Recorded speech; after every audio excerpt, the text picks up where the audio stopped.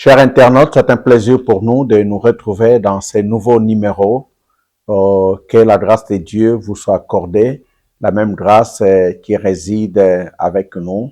Nous sommes là dans le cadre de notre émission Bâtir la maison mariage, comme nous cessons de le dire, bâtir la maison mariage, une mission de promotion, de protection, d'information sur le mariage pour que nous puissions vivre le foyer heureux. Je suis là, Jean Mengui, et puis avec notre complice de tous les jours, Lodi Fataki, qui tient la réalisation et la partie technique de cette émission. Avant toute chose, nous allons nous recommander à la grâce de Dieu en disant cette prière. Éternel des armées, laisse que tu sois glorifié, toi qui nous accordes l'occasion d'être avec nos bien-aimés. Bénis ces moments et tout ce que nous aurons à faire. Au nom de Jésus-Christ, nous avons ainsi prié. Amen. Oui, c'est un réel plaisir pour nous de savoir que vous êtes là, fidèles à votre émission, à notre émission, Bâtir la maison mariage. Pour aujourd'hui, nous allons parler de ce sujet que nous intitulons « Éviter la destruction du foyer ». Éviter la destruction du foyer. Le foyer est précieux et nous devons le sauvegarder. Nous devons travailler pour son renforcement. Nous devons travailler pour sa stabilité. Nous devons travailler pour sa durabilité. C'est pourquoi nous avons tout intérêt, en tant que conjoint, en tant que conjointe, d'éviter sa destruction. Pour cela, nous allons lire un passage de l'Écriture. C'est dans Actes chapitre 5, versets 1 et 2. Et puis, nous allons lire aussi le verset 10. Mais rien n'empêche que vous puissiez lire à partir du premier verset jusqu'au 10e ou voire même 11e verset.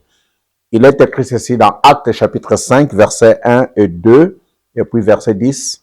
Mais un homme nommé Ananias, avec Saphira sa femme, vendit une propriété et retint une partie du prix.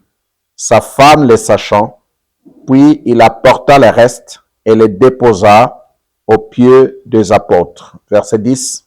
Au même instant, elle tomba aux pieds de l'apôtre et expira. Les jeunes gens étant entrés, la trouvèrent morte, ils l'emportèrent et l'ensevelirent auprès de son mari. Bien-aimés, nous parlons de la destruction, le fait que nous devons éviter la destruction du foyer. Cette responsabilité incombe aux époux. Ils doivent mettre tout à profit afin d'éviter la destruction de leur foyer. Le passage que nous venons de lire nous donne l'exemple d'un foyer qui a été détruit. C'est le foyer d'Ananias et Saphira. Ce foyer a été détruit par la mort, premièrement du mari et deuxièmement de Saphira. Il est malheureux de voir que ce foyer s'est éteint d'une manière dramatique. Personne ne s'attendait à ce que les choses puissent se terminer de cette façon-là. C'est pour nous dire qu'en tant que conjoints, nous devons veiller. Nous devons veiller parce que quand Dieu permet à ce que deux hommes, l'homme et la femme, puissent s'unir dans le cadre du mariage, il veut leur bonheur et non leur malheur parce qu'il sait qu'au travers du foyer, bien des choses vont s'accomplir avec l'aide de Dieu. C'est pourquoi l'homme et la femme doivent être conscients de cette réalité et chercher à travailler pour la consolidation de leur foyer, pour le bonheur de leur foyer et non pour sa destruction ou moins encore pour leur malheur. Bien-aimés, si nous revenons sur le passage que nous avons lu, nous allons nous rendre compte qu'il y a des choses qui ont fait que ce foyer soit détruit. Il en est de même de plusieurs foyers. Nous allons retenir 6 choses qui ont fait que ce foyer soit détruit. La première chose que nous retenons dans cet exemple qui n'est pas bon, mais qui doivent nous servir de leçon, c'est la malhonnêteté. la malhonnêteté. Bien-aimé, lorsque on est malhonnête, les choses ne vont pas s'arranger au bénéfice du foyer. Au contraire, les choses vont s'empirer et le foyer ne sera pas erré. La deuxième chose que nous voyons dans ce foyer, c'est l'ingratitude. L'ingratitude. L'ingratitude, c'est aussi un comportement à éviter parce que l'ingratitude de Ananias et Saphira a fait que ce foyer soit détruit. Il y a la légèreté. Ils ont pris la chose à la légère. Il y a des conjoints qui prennent des choses à la légère.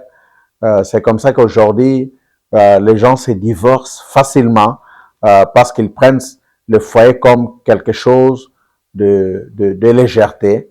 C'est ce qu'il faut éviter.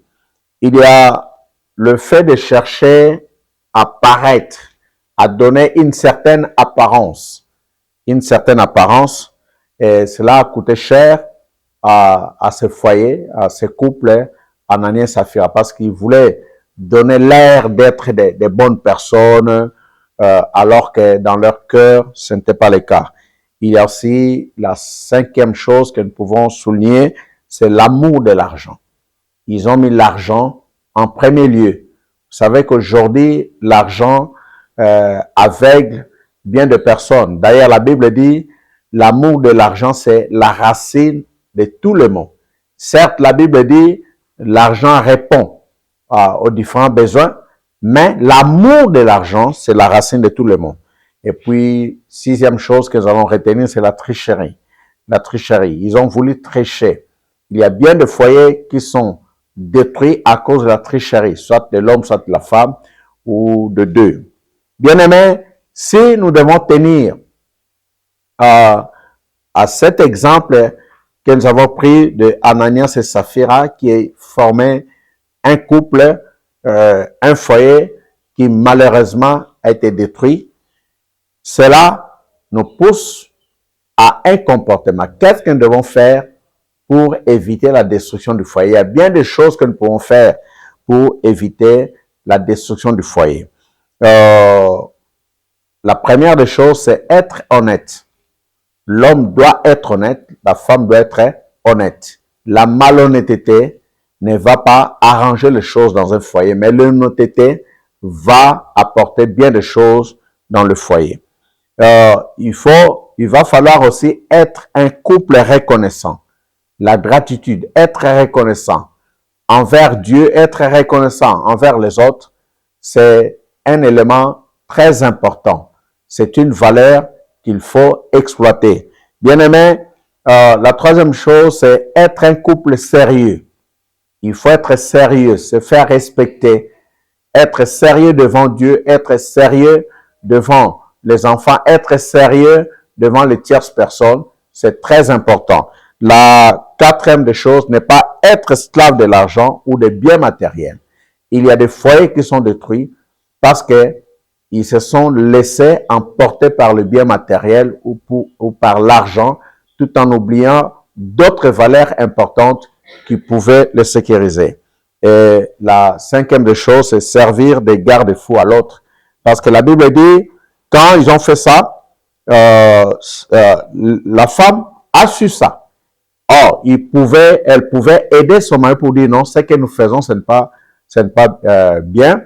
Tout comme l'homme aussi pouvait servir des garde-fous pour sa femme. Malheureusement, ils ont été complices dans le mal et cela les a trahis. Donc, on doit être un garde-fou pour l'autre. L'homme doit être un garde-fou pour sa femme.